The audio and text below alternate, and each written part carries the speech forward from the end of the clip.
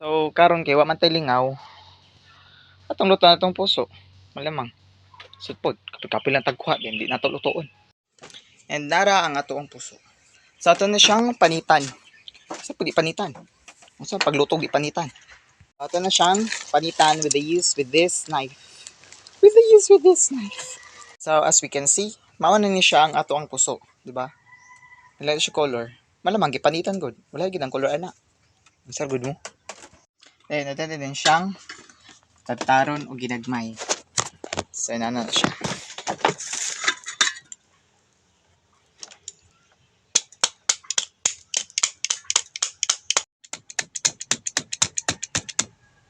Ito lang tamang ka. Mga creams, mo na ni katong puso. Ganiha. Nainani siya kay gutad-gutad man. Lisod pod. Ang good mo.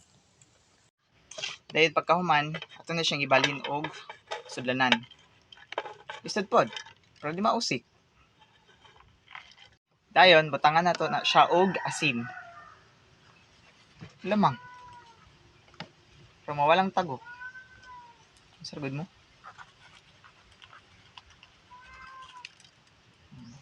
So, ito na siya.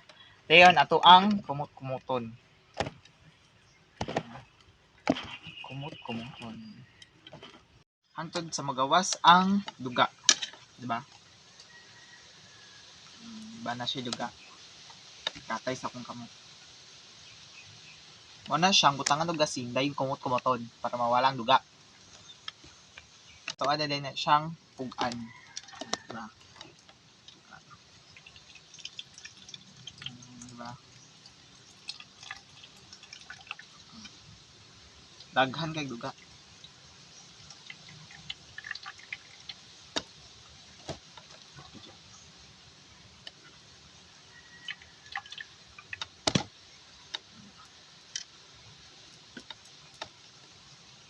So mga creams, mo na din siya ang atoang puso. So ready na siya lutoon.